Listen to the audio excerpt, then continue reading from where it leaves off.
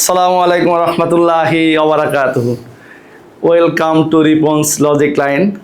This is my YouTube channel and Facebook page. আজকে আমরা অন্তরীকরণের ছোট্ট একটা বিষয় নিয়ে কথা বলবো। নরমালি আমরা কি করি, একটা ফাংশনকে ডিফারেন্সিয়েট করতে বলে দেখো আমরা কি করি, ddx of sin x। এটা কি মিন করে? এটা মিন করে sin x কে x এর রেসপেক্টে ডিফারেন্সিয়েট করা।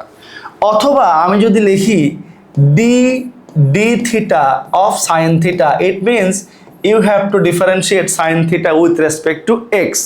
এইটা আমরা ফার্স্ট ইয়ার সেকেন্ড ইয়ারে করে আসছি, বাট অ্যাডমিশন টেস্টে এমন কিছু টপিক দিয়ে দেখো লিখে রেখেছি আমরা এখানে, একটু খেয়াল করলে আমরা দেখব এখানে কি লেখা আছে।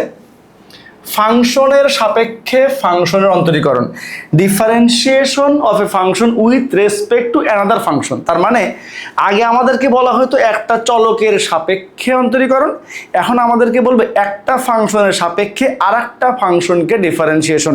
তো অনেকেই তোমরা এই টপিকটা দেখে খুবই কনফিউজড হয়ে যাও যে এটা কিভাবে করব। আজকে আমরা ছোট্ট ট্রিক্স দেখাবো, 1 থেকে 1.5 মিনিটে তুমি এই ফাংশনের অন্তরীকরণ করতে পারবা অন্য ফাংশনের রেসপেক্টে। দেখো আমরা এখানে একটা কথা লিখে রেখেছি যে এফ অফ এক্স এবং জি অফ এক্স দুইটা ফাংশন সেম চলকের, এক্স চলকের দুইটা ফাংশন এফ অফ এক্স এবং জি অফ এক্স। তোমাকে বলা হলো যে এফ অফ এক্স এর সাপেক্ষে জি অফ এক্স এর অন্তরীকরণ।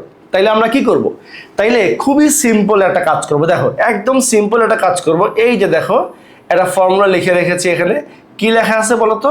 এখানে লেখা আছে ddx of G of X divided by ddx of F of X. তার মানে পাশে আমরা আবার বাংলা লিখে রেখেছি যে যার অন্তরীকরণ করব, অর্থাৎ যেই ফাংশনের অন্তরীকরণ বের করতে বলবে সেটাকে এক্স এর সাপেক্ষে ডিফারেন্সিয়েট করে উপরে লিখব, আর যার রেসপেক্টে ডিফারেন্সিয়েট করতে বলবে সেটাকে এক্স এর সাপেক্ষে ডিফারেন্সিয়েট করে নিচে লিখব। That's it, simple. কি মনে রাখবো? যার অন্তরীকরণ সে উপরে থাকবে, যার সাপেক্ষে অন্তরীকরণ সে থাকবে নিচে। আমরা একটা এক্সাম্পল দেখি। দেখো এটা কোথায় আসছে, এটা চিটাগাং ইউনিভার্সিটি 24-25 আসছে। এটা তোমার সলভ করতে লাগবে কতক্ষণ? ম্যাক্সিমাম 10 সেকেন্ড, ম্যাক্সিমাম 10 সেকেন্ড লাগবে। কোশ্চেনটা পড়ি আমরা। ই টু দি পাওয়ার এক্স এর সাপেক্ষে ই টু দি পাওয়ার 5x এর অন্তরীকরণ করো। দেখো আমরা একটু সলভ করি। হ্যাঁ দেখো 10 সেকেন্ডের অঙ্ক, এটা 10 সেকেন্ডের অঙ্ক। এই যে আমরা একটু কি শিখে আসলাম, যার অন্তরীকরণ সে থাকবে উপরে, যার সাপেক্ষে অন্তরীকরণ সে থাকবে নিচে। সো দ্য অ্যান্সার ইজ, দেখো dx যার অন্তরীকরণ কার, ই টু দি পাওয়ার 5x এর, ডিভাইডেড বাই যার সাপেক্ষে অন্তরীকরণ সে থাকবে নিচে। এখন দেখো আমরা খুব সুন্দর একটা সূত্র জানি। কি জানি বলতো?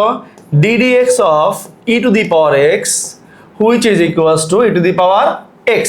e to the power x K differentiate করলে e to the power x হয়। আরেকটা জিনিস লিখে দেই, ddx of e to the power mx equals to m e to the power mx। অর্থাৎ যদি x এর সাথে কোনো সহগ থাকে সেই সহগটা ডিফারেন্সিয়েট করলে সামনে মাল্টিপ্লিকেশন আকারে থাকে। তাহলে একটু চিন্তা করো এটা কি হবে। এই যে mx, এখানে mx, এখানে m কত? 5, so it will be 5 e to the power 5x over e to the power x K differentiate করলে হয় e to the power, and this is the answer। দেখো তোমার পরীক্ষার হলে এই প্রশ্ন আসলে ম্যাক্সিমাম 10 সেকেন্ড লাগবে, 10 সেকেন্ডে তুমি অ্যান্সার করে ফেলতে পারবা। আমরা আরেকটা এক্সাম্পল দেখি। এটা আসছে GST 2021। দেখো কি বলছে, d divided by d cos x sin x। That means you have to differentiate sin x with respect to cos x। cos x এর সাপেক্ষে sin x কে ডিফারেন্সিয়েট করব। তো আমরা সুন্দর মতো কি করব, আমরা জানি যার সাপেক্ষে ডিফারেন্সিয়েট করব সেই ভদ্রলোক উপরে বসবে, ddx of sin x। যার সাপেক্ষে ডিফারেন্সিয়েট সে বসবে নিচে, ddx of cos x। দেখো তাহলে কি হয়, আমরা এখানেও কিন্তু সূত্র জানি, একটু খেয়াল করো। ddx of sin x অর্থাৎ sin x কে ডিফারেন্সিয়েট করলে কি হয়, cos x, and ddx of cos x, cos x K differentiate করলে হয় নেগেটিভ sin x। এটা আমরা জানি, এটা আমরা জেনে আসছি। হ্যাঁ এখন তাহলে দেখো সাইন এক্সকে ডিফারেন্সিয়েট করলে কি হবে কজ এক্স, কজ এক্সকে ডিফারেন্সিয়েট করলে হবে minus sine X. So cos by sine it will be cot, negative cot X, and this is the answer. আলহামদুলিল্লাহ, আশা করছি তোমরা এই ভিডিওটা দেখলে এই টাইপের অন্তরীকরণ অর্থাৎ ফাংশনের সাপেক্ষে আরেকটা ফাংশনকে অন্তরীকরণ করা ইজিলি করতে পারবা। So thank you so very much. দেখা হবে অন্য কোনো ভিডিওতে। আসসালামু আলাইকুম রহমতুল্লাহি ওয়া বারাকাতুহু।